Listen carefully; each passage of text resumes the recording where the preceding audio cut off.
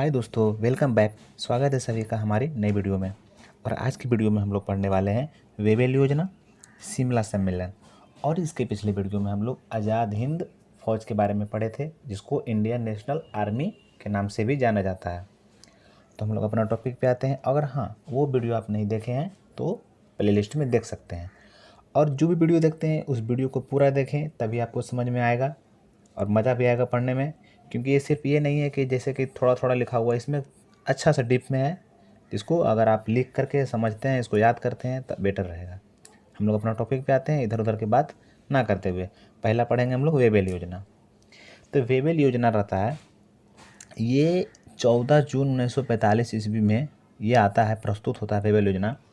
इसको प्रस्तुत करने वाले रहते हैं, उनका नाम रहता है लॉर्ड वेवेल। इन्हीं के नाम पे आता है, लॉर्ड वेवेल के नाम पे ही आता है ये वेवेल योजना। इसी को वेवेल योजना कहा जाता है। तो इसमें क्या होता है कि ये होता है ना इसमें कि भारत को माने शासन में भागीदारी बनाने के लिए ये योजना आता है ये वाला, ताकि जो वायसराय के जो कार्यकाल होता है, जो कार्यकारिणी परिषद होता है, उसमें भारतीयों की संख्या बढ़ा दी जाए। यानी कि हम लोग यही देख रहे हैं कि जो भारतीय को शासन में भागीदारी देने के लिए जो तत्कालीन वायसराय रहता है लॉर्ड वेवेल, ये एक योजना प्रस्तुत करता है। ये जो योजना प्रस्तुत करने से पहले जो लॉर्ड वेवेल रहता है, ये पहले इंग्लैंड जाता है और वहाँ के प्रधानमंत्री, इंग्लैंड में वहाँ से प्रधानमंत्री और जो भारत मंत्री रहता है उस टाइम, उससे सलाह मशवरा कर करके और फिर ये भारत आता है 14 जून 1945 को, और इसी दिन आकर के एक योजना प्रस्तुत करता है। और योजना प्रस्तुत करता है तो इसमें यही होता है कि जो वायसराय के जो कार्यकारिणी परिषद रहता है, यानी जो वायसराय जो कार्य करती है, जो उसका परिषद होता है कार्यकारिणी वाला, इसमें जो भारतीय की संख्या पहले कम था, तो इसमें संख्या उसका बढ़ा दिया जाए। पहला प्रावधान ये होता है। दूसरा प्रावधान इसमें यह होता है कि जब दूसरा विश्व युद्ध खत्म होगा, तो ख़त्म होने के बाद भारत के जो लोग हैं वो खुद से अपना संविधान बनाएंगे। यानी वेवेल योजना का दूसरा प्रावधान था कि द्वितीय विश्व युद्ध के समाप्त होने के बाद भारतीय अपना संविधान स्वयं बनाएंगे। ये जो था ना वेवेल योजना के प्रावधान था, ये दूसरा प्रावधान था। और एक और तीसरा प्रावधान है। ऐसे तो 6 प्रावधान था, बट जो महत्वपूर्ण नहीं था उसको हम छाट दिए, जो एग्ज़ाम में ज़्यादा लोड क्या उठाना। अब तीसरा है, इसमें यही था कि कांग्रेस के जो भी नेता हैं उसको रिहा कर दिया जाएगा। और ये हुआ कि रिहा कर दिया जाएगा।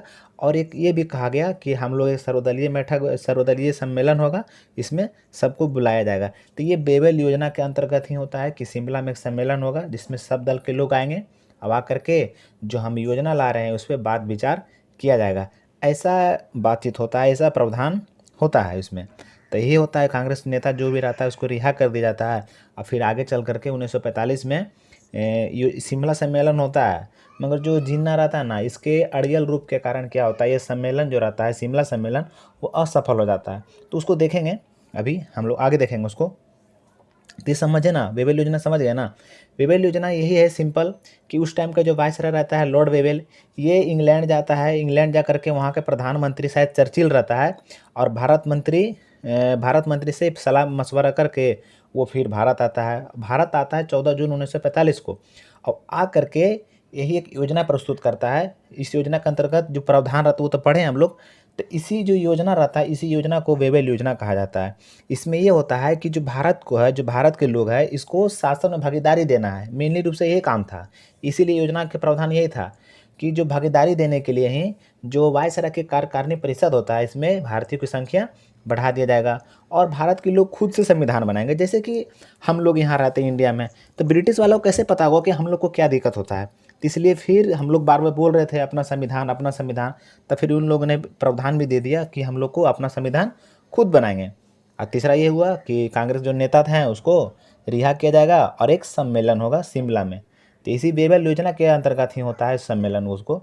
इसमें यही चीज़ बात होता है, मगर ये असफल हो जाता है सम्मेलन। आगे देखते हैं। देखिए अगला हमारा वही आ गया शिमला सम्मेलन। तो इसमें क्या होता है, वही जो लॉर्ड वेवेल रहता है, ये जो योजना लाता है, इसी योजना पर विचार करने के लिए ना एक राजनीतिक दल का सम्मेलन बोला जाता है शिमला में। समझ रहे हैं ना।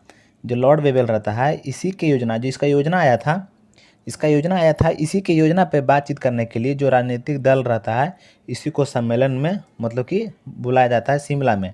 और ये जो सम्मेलन होता है वो 25 जून से 14 जुलाई तक चलता है।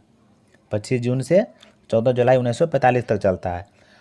और चूँकि ये जो सम्मेलन होता है ये इसमें सब दल के लोग रहता है। इसमें कुल मिलाकर के 22 प्रतिनिधि इसमें हिस्सा लेता है। और उसमें से प्रमुख प्रमुख जो थे जवाहरलाल नेहरू, मोहम्मद अली जिन्ना, इस्माइल खां, सरदार वल्लभ भाई पटेल, अबुल कलाम आज़ाद, खान अब्दुल गफ्फार खां, तारा सिंह और भी कुछ कुछ रहते हैं, बट ये जो नाम इंपॉर्टेंट है उसमें से कुछ नाम आप याद रख सकते हैं। जवाहरलाल नेहरू, मोहम्मद अली जिन्ना, सरदार वल्लभ भाई पटेल, इतना तो याद रख सकते हैं। और एक खान अब्दुल गफ्फार खां और अबुल कलाम आज़ाद। ऐसे तो सब इम्पोर्टेंट हो जाता है, कोई यहाँ पर ये नहीं है, सब इम्पोर्टेंट है। तो क्या होता है, ये तो इतना सारा लोग उस सम्मेलन में भाग लेता है। टोटल 22 को प्रतिनिधि भाग लेता है। 22 का तो नाम याद नहीं रख सकते हम लोग। फिर क्या होता है कि जो ब्रिटिश भारत मतलब कि जो सारा भारत सॉरी ब्रिटिश सरकार की जो एक पार्टी, राष्ट्रीय पार्टी में जब मुस्लिम लीग रहती है ना, मुस्लिम लीग ब्रिटिश सरकार जो उसको ज़्यादा हर एक प्रकार से कहते हैं कि उसको ये देते थे। तो वही जो मुस्लिम लीग रहता था, इसी के जिद के कारण जो होता है ना, ये असफल हो जाता है। यानी कि उस टाइम क्या थे हम लोग, ब्रिटिश भारत था एक प्रकार से।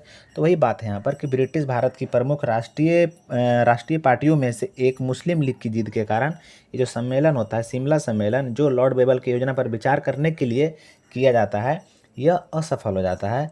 अब असफल होने की रीज़न देखिए ये रहता है कि जो शिमला सम्मेलन में कांग्रेस के प्रतिनिधित्व का नेतृत्व अबुल कलाम आज़ाद ने किया था।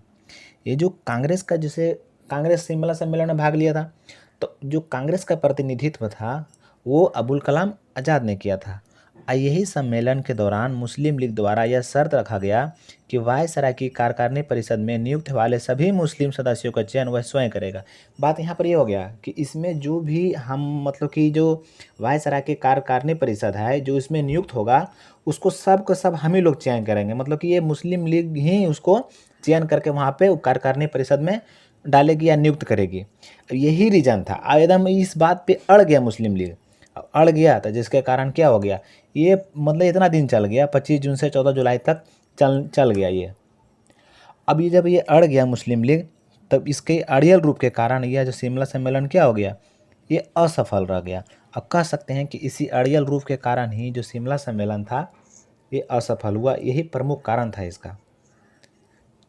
तो ख़त्म हो गया वीडियो हमारा। तो अगर वीडियो अच्छा लगा है तो कैसा लगा वीडियो आप लोग को, अगर अच्छा लगा तो वीडियो को लाइक ज़रूर कीजिए। और हाँ, चैनल को सब्सक्राइब कर लीजिए यार, चैनल काहे ना सब्सक्राइब करते हैं, सब्सक्राइब कर लीजिए और वीडियो को शेयर कीजिए।